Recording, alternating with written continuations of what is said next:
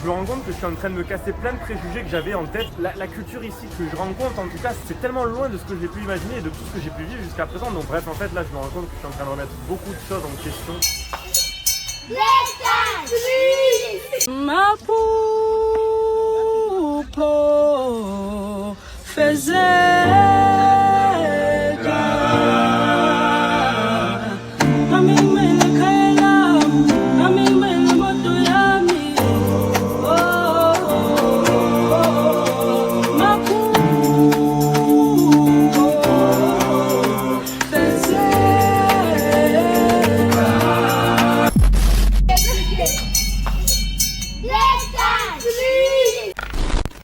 Bon, les amis, ce soir, je suis en train de préparer l'activité pour les petits demain. Qu'est-ce que je vais leur faire? Puisque c'est moi qui prends en charge le cours de mathématiques. En fait, je vais leur faire un jeu de cartes avec des calculs. Donc sur un côté, sur une carte, il va y avoir par exemple 22 plus 44. Et sur une autre carte, il va y avoir la réponse, donc 66. Et en fait, on va faire donc 5 jeux de cartes comme ça. On va les poser sur la table. Et le but, c'est qu'ils retournent une carte, il y a le calcul. Et il faut qu'ils trouvent la bonne réponse. S'ils la trouvent, ils conservent le jeu. Et ils continuent en trouvant les autres jeux. En fait, c'est un mélange de mémorisation. Je sais pas si vous voyez le jeu avec les images et un mélange de calcul. Bon, là ça y est, les petits sont en train de jouer avec le jeu. Ça a mis du temps à se lancer parce qu'il fallait leur expliquer les règles, leur faire comprendre plein de choses. Mais du coup, ça y est, ils sont à fond, ils adorent le jeu. Genre, ils sont là, je viens de me voir, monsieur, j'ai terminé, qu'est-ce que je fais? Ben, du coup, genre, je change les paquets avec les autres camarades. Bref, je suis trop content, le jeu il marche trop bien, ça fait trop plaisir. En plus, ils prennent du plaisir à jouer et ils se rendent même pas compte qu'ils sont en train de travailler le calcul mental finalement.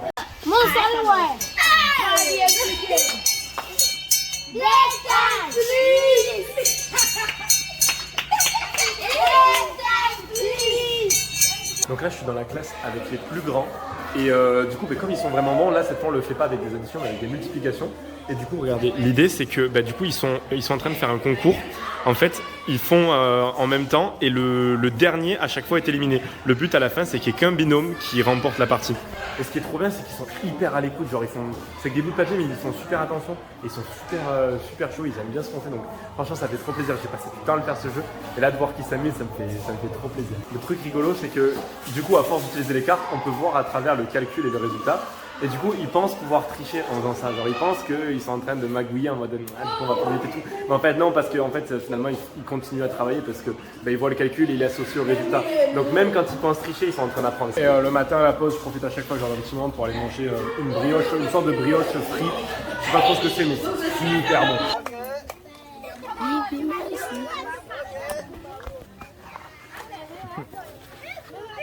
Regardez, en vrai, genre là, je suis en train de réaliser que genre, je suis en train de le faire, je suis en train de le vivre ce rêve. Quoi. Genre là, je suis en dessous d'un arbre allongé, genre. Je suis avec les enfants, regardez ça. C'est incroyable. Franchement, genre là, en face de moi, j'ai les montagnes. Il y a, de temps en temps, il y a des chèvres, il y a des oiseaux qui passent. Qu'est-ce que tu racontes?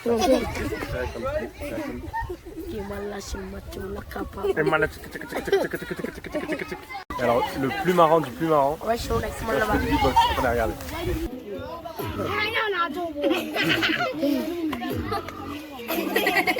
Great.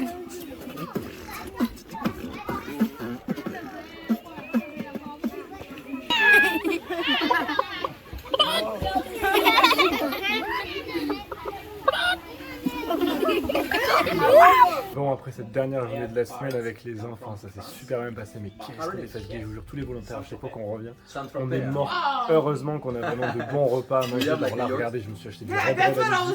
C'est vraiment copieux et c'est bon et ça coûte que 20 cedi, donc ça fait genre 36 centimes, un truc comme ça. Bon, pour finir la journée, je suis parti avec certains volontaires, on est allé au match de l'équipe de foot. Enfin, c'est pas un match, c'est un entraînement et du coup, on passe du temps avec eux, on joue avec eux, on joue au ballon. Enfin, c'est cool, franchement, genre... C'est tellement apaisant comme ambiance, genre regardez, genre derrière moi, je sais pas si on verra bien quand même, mais je veux dire le cadre, le terrain il est pourri, mais le cadre il est tellement bien, les gens sont tellement gentils. Je passe un trop bon moment là en fait, et je suis juste trop heureux d'être là. Franchement, je vais pas vous mentir, je suis juste trop heureux. Genre là, vous voyez des journées comme ça, genre le matin les enfants, après une petite sieste l'après-midi, après tu vas revoir d'autres jeunes pour jouer au foot, tu sens la passion, tout le monde est adorable. Enfin, c'est vraiment une expérience de fou que je suis en train de vivre et je suis tellement heureux de le faire. The next day. Les amis, je viens de me réveiller et je suis de super bonne humeur. Alors je me suis dit que j'allais discuter avec vous un petit peu, qu'on allait discuter ensemble et que j'allais vous parler de 2-3 petits trucs qui me sont venus en tête depuis quelques jours et dont j'avais envie de parler. Pendant ma mission, je filme forcément énormément de choses. Et avec d'autres volontaires, on s'est posé la question, est-ce que justement le fait de tout filmer me ferait pas passer un peu à côté de ma mission et de l'instant présent? Et finalement, j'ai beaucoup réfléchi à cette question et j'ai trouvé une phrase qui me plaît beaucoup et qui résume assez bien la situation. En fait, je filme ce que je vis et non pas je vis ce que je filme. Et ça change complètement la donne parce que du coup, je vis les choses intensément et je profite de l'instant pour capturer ce moment avec mon téléphone. Je sais pas si vous voyez ce que je veux dire. C'est vraiment une autre façon de voir. Je suis pas en train d'essayer de surréagir, de surmontrer des choses ou de faire des choses qui ne sont pas moi en fait. Juste en fait, je vis. Et bam, il se passe un truc, ok, ben j'en profite pour prendre la caméra et filmer. Et c'est comme ça que je vis ma mission aussi. Bref, sinon, il y a un autre débat qu'on avait avec d'autres volontaires, c'était de se dire, est-ce que on est vraiment utile quand on vient ici? Parce que finalement, c'est vrai que quand on regarde, moi je suis là 5 semaines. Certains, ils sont là pour 4 semaines, d'autres pour 2 mois. Mais je veux dire, en 5 semaines, je vais pas réinventer les maths pour les enfants. Je vais pas changer leur vie. Et du coup, je me suis posé cette question en mode, ben putain, merde... Genre je suis là, c'est cool, hein, je m'amuse, c'est sympa, je me fais des copains, je rencontre des enfants, c'est cool. Mais est-ce que dans le fond je suis vraiment utile? Et j'ai posé cette question du coup à Dom qui m'a donné une réponse qui m'a beaucoup plu. En fait, pour les enfants, on va pas révolutionner les maths pour eux, on va pas révolutionner l'école. Mais par contre, pour certains enfants, le fait de voir des blancs venir leur donner des cours, en fait ça leur montre une autre façon d'apprendre, une autre façon de voir la vie, une autre façon de voir les choses. Et en fait c'est ça l'impact le plus fort. C'est même pas les cours que tu donnes, c'est le fait d'être là. Et en fait, le fait d'être là pour les enfants, genre, on leur ouvre l'esprit et on leur montre qu'il y a autre chose dans le monde, qu'il y a d'autres continents, qu'il y a d'autres pays, qu'ils entendent peut-être parler la France avec Kylian Mbappé, par exemple. Ben, ils voient un Français et genre ils sont en mode waouh, c'est un Français qui vient de la France et tout, le pays de Kylian Mbappé. Genre ça existe, c'est pas juste à la télé ou à la radio ou sur les réseaux sociaux quoi. Moi je pensais venir vraiment apporter des connaissances techniques, des mathématiques et tout. En fait, il est pas là l'échange. L'échange, il est dans l'humain. Il est pas dans le contenu du cours, mais dans la personne qui donne le cours et la personne qui reçoit le cours. Parce qu'il faut comprendre que les enfants, on leur donne beaucoup, mais ils nous rendent autant, si ce n'est plus. Bon, ce matin, on est parti pour faire une petite randonnée. Il y a un point de vue qui est tout au-dessus de Nkoko qu'on voulait aller faire. Et comme vous pouvez le voir, ça s'annonce pas forcément très bien. Parce que là, on est au niveau... je sais pas si on est au niveau des nuages ou si c'est juste une couche très épaisse de brouillard. Mais du coup, on ne voit pas grand-chose. A few moments later. Bon, du coup, on a marché jusqu'en haut, mais comme vous pouvez le voir, juste derrière moi, on verra pas grand-chose. Mais du coup, c'est quand même sympa parce que bon, là, juste là-bas, il y a un petit sentier qui est dans la jungle. Donc du coup, ça va, on arrive quand même à se balader dans la forêt, enfin dans la jungle du coup. C'est sympa. La météo, par contre, il fait hyper humide. Genre, il fait pas si chaud que ça, mais tellement humide que du coup, on transpire vite. Et après, ça va, les moustiques, on est plutôt tranquille. Personne n'a mis de produit anti-moustique, on n'a pas été embêté pour l'instant. Et bon, là, on va continuer à marcher un petit peu, on va continuer à se balader dans la forêt. Et, mais je pense pas qu'on verra de point de vue du tout aujourd'hui à cause de la météo. Entre temps, on a trouvé une maison abandonnée. Apparemment, c'était un ancien restaurant, mais je comprends pas trop le concept. Genre, regardez. C'est vraiment une maison abandonnée.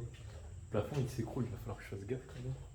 Qu'est-ce qu'on a pas... Bon, bah devinez quoi, finalement on a décidé de partir. Bah, regardez derrière moi et devant moi. Les nuages ils sont partis. Bon, on a attendu, on est allé en haut, on a fait notre petit tour d'urbex. On a attendu une vingtaine de minutes, rien. On s'est dit bon bah allez on s'en va. Et quand on s'en va, il y a les nuages qui s'en vont. J'ai vraiment pas de chance avec la météo, moi je crois. Et vous voyez, finalement, avec Émilie, on discutait de l'optimisme et de la manière qu'on avait de vivre ce moment. Parce qu'en fait, si on regarde, il y a 2 façons de vivre la randonnée qu'on a faite. 1, on s'est levé tôt, on a tapé 1 heure de rando pour au final rien voir. Et 2, c'est de se dire, ben, on s'est levé tôt, on est parti avec des nouvelles personnes qu'on a rencontrées à peine il y a quelques jours. La rando était sympa, on a vu plein de choses, ça reste quand même joli. Et puis c'est pas grave, on était allé, l'objectif c'était d'avoir un point de vue, on l'a pas eu. Mais toute la randonnée, les 2 heures qui précèdent, enfin l'heure avant et l'heure après, c'est ça la vraie aventure et finalement c'est ça le meilleur moment. Et du coup, pour moi c'est ça aussi être optimiste, genre c'est... Finalement tu n'atteins pas forcément l'objectif mais c'est plus la route qui compte, genre... je sais pas, il y a une métaphore sur ça qui est intéressante, je m'en souviens plus, si vous l'avez mettez-la moi dans les commentaires. Mais voilà, du coup franchement j'ai trop kiffé la balade. Parce qu'on a, en fait, tu marches et tu discutes et t'enchaînes sur des sujets hyper profonds et c'est super intéressant. Et ça fait grave plaisir de pouvoir échanger comme ça, des choses qu'on ne prend pas forcément le temps de faire d'habitude. Parce que quand on est avec des gens qu'on connaît, ben, les sujets peuvent rapidement être superficiels et on ne rentre pas forcément sur qu'est-ce que tu penses vraiment profondément de ce sujet. Alors que là, ben, comme on a plus ou moins que ça à faire, bah, du coup ça permet vraiment aussi de se poser et de se dire ok, bah, dans le fond qu'est-ce que j'aime, qu'est-ce qui me plaît, qu'est-ce qui me fait triper. Bref voilà, tout ça pour dire que j'ai kiffé la balade. Bon du coup pour cet après-midi on est en train de se balader dans une coco, on est en train de chercher des légumes, des maillots de foot pour Émilie et j'adore les marchés, ils sont trop bien. Genre c'est quand même vachement mieux qu'Accra je trouve. Ouais, Parce que Accra c'est... les gens ils viennent t'aborder tout le temps mais genre à la limite ils te tirent quoi. Là les gens ils sont trop sympas, on vient de discuter avec des commerçants, ils sont juste trop chauds en mode ouais tu t'appelles comment, d'où tu viens et je t'achète pas, c'est pas grave quoi. Genre juste ils sont curieux et ils sont super avenants et bienveillants et en plus genre ça coûte tellement rien, genre t'as quoi 1 kg de tomates peut-être pour 20 cédis. Ouais, genre un bon gros paquet de tomates pour 20 cédis, ce qui doit faire l'équivalent de 1,30 €, un truc comme ça, donc c'est trop cool. Je vous parlais de l'hospitalité des Ghanéens juste avant, et ben, ça n'a pas loupé. On a demandé à quelqu'un, à des vendeurs de tomates, où est-ce qu'on pouvait acheter de l'ananas et de la mangue. Et la dame elle se levait, elle a dit attendez, venez avec moi, je vais vous montrer où est-ce que vous les achetez. Et elle nous a juste accompagnés, genre elle a marché avec nous pendant 5 minutes pour nous montrer l'endroit où vous pouvez acheter. Juste après, on a demandé où est-ce qu'on peut acheter des maillots de foot à un gars. Le gars, il s'est levé, il nous a dit bah attendez, je vous y emmène. Et là, du coup, on est en train de marcher pour aller acheter un maillot de foot. Enfin, je trouve ça tellement adorable. Ils sont trop gentils les gens ici. Et vous voyez, en fait, je suis grave content de vivre ce genre de moment parce que je me rends compte que je suis en train de me casser plein de préjugés que j'avais en tête. Genre, je pensais que j'allais me faire arnaquer ici, que les gens allaient essayer de me voler ou quoi. En fait, pas du tout. Les gens, ils sont tellement gentils. Ils sont là, genre, peut-être que j'ai que de la chance et que je tombe que sur des gens gentils, peut-être que c'est parce qu'on est des étrangers qui sont très accueillants, j'en sais rien. Mais le fait est que tous les gens qu'on croise, tous les gens avec qui on interagit, ils sont super sympas et ils nous tendent la main et ils nous accompagnent et ils nous indiquent les directions et nous emmènent et voilà. Enfin, la culture ici que je rencontre, en tout cas, c'est vraiment, c'est tellement loin de ce que j'ai pu imaginer et de tout ce que j'ai pu vivre jusqu'à présent. Donc ça ouvre de ouf l'esprit et ça ouvre sur de nouvelles perspectives de me dire mais attends, en fait genre il y a autre chose que la France que je connais, il y a autre chose que la culture que je connais et c'est génial de pouvoir vivre cette expérience. Je suis vraiment hyper reconnaissant d'être là. Bref en fait là je me rends compte que je suis en train de remettre beaucoup de choses en question sur ce que je vis, sur la culture que j'ai, sur comment je suis, comment je pense, comment j'interagis avec les gens, mais c'est hyper enrichissant parce que du coup je vais ressortir vraiment grandi de cette expérience. Bon par contre il y a quelque chose qui est vraiment galère, c'est prendre les transports ici. Genre en fait faut prendre un taxi et tu donnes une destination mais des fois genre c'est pas la destination complète, tu dois donner genre un arrêt qui est avant pour qu'un autre taxi te prenne. Sauf que nous ben, on les connaît pas tous les chemins, donc du coup on donne juste l'adresse finale. Et la plupart ils sont là en mode on dirait qu'ils comprennent pas où on va, du coup bah, c'est une galère à chaque fois. Et en plus alors là c'est quand on va à un endroit bien précis, mais quand on cherche un endroit où aller, genre par exemple, est-ce que vous connaissez un endroit où on peut acheter des bijoux? Alors là j'ai l'impression que la plupart des taxis ils sont paumés, genre ils sont là en mode ils comprennent pas ce qu'on demande. Alors pourtant genre enfin, ok mon anglais il est pas foufou mais bref du coup c'est un peu la galère pour prendre les transports, mais on s'en sort, on arrive à arriver à bon port à chaque fois. Mais bon, ça fatigue quand même un peu de voyager comme ça, parce que c'est vraiment épuisant comme journée. A few moments later. Bon, quand je vous parlais des galères en transport avec les taxis, ben là, le nôtre vient de tomber en panne de batterie, genre juste devant. Donc on va voir si ça va, il arrive à s'en sortir, sinon ben, on le paiera et on prendra un autre taxi pour rentrer, parce que là on commence à fatiguer, il fait très chaud et très lourd aussi. Mais bon, c'est pas grave, ça fait partie du trip, franchement je vais pas me plaindre. Je suis content, je suis en Afrique et c'est partie de l'aventure, donc pour ça. Bon, je vais vous partager quand même ce petit running gag. Ça fait 2 jours qu'on essaie de manger des noodles genre dans la street food. Et en fait à chaque fois on peut pas parce qu'il y a toujours un truc qui merde. Genre hier on était trop pressés, aujourd'hui on en a pas trouvé. Là en fait ils avaient que des spaghettis, bon bref. On a enfin une noodle et regardez quand même la taille du truc. C'est quand même une assiette plus ou moins copieuse qu'on a payé 20 cédis, donc ça fait environ 1,20 €. Bon, cet après-midi, on a décidé de bouger un petit peu, on va aller visiter un lac. Sauf que ben, au moment où on propose l'activité, il n'y avait pas grand monde, mais au moment de partir, il y en a plein qui ont voulu venir avec nous. Du coup, ben, on est 6, donc on est 4 à l'arrière et 2 devant, parce que du coup, on n'a pas commandé assez de taxi. Et 40 minutes comme ça va être un peu long, mais c'est pas grave, ça fait partie de l'aventure. On s'est arrêté voir une cascade avant de partir au lac. Regardez comment c'est beau.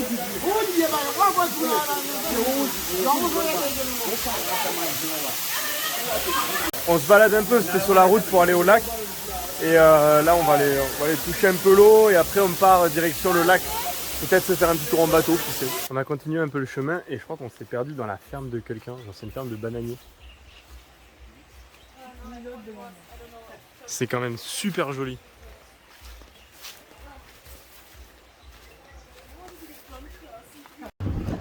On a réussi à trouver un bateau qui nous prend.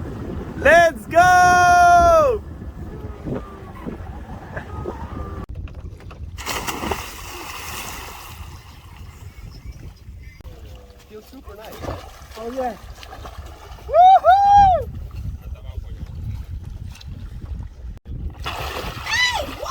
I will not be able to do that. Huh? Nice. Yeah, good.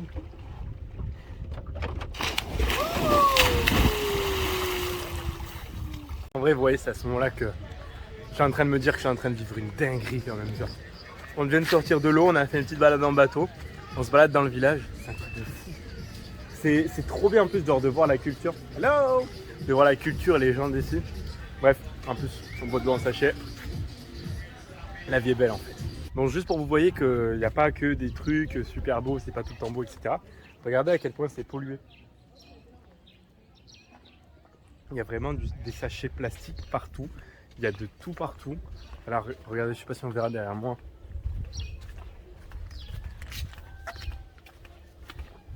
Donc ouais, ça reste quand même une zone qui est vachement polluée à cause du plastique. Et pour être honnête avec vous, je vois pas de poubelles dans les rues, je vois pas de camions poubelles passer non plus. On a trouvé une école. Donc là, c'est la cour de récré avec les cages de foot. Juste derrière, là-bas, on peut voir le lac. Et là, c'est les salles de classe. Mais regardez. Pour vous dire que franchement, on est quand même pas mal lotis. Donc bon. Ça, c'est du coup, c'est les classes où ils font cours. 4 x 8 égale 5. Oula, il y a quelque chose que je comprends. Il y a quelque chose que je comprends pas sur le tableau là. C'est quand même fou. Hein. Je vous jure, ça me fait relativiser beaucoup de choses. On a trouvé des petits cochons. Là, c'est le cochon au bibini. Là, c'est le cochon au brownie. Le blanc et le noir, du coup. Oh, c'est trop mignon. Enfin, là, je veux dire, enfin, regardez quand même. Genre, là, il y a les cochons, il y a des élevages, il y a de la cuisine, il y a des maisons. Et l'école, elle est là, quoi. C'est fou.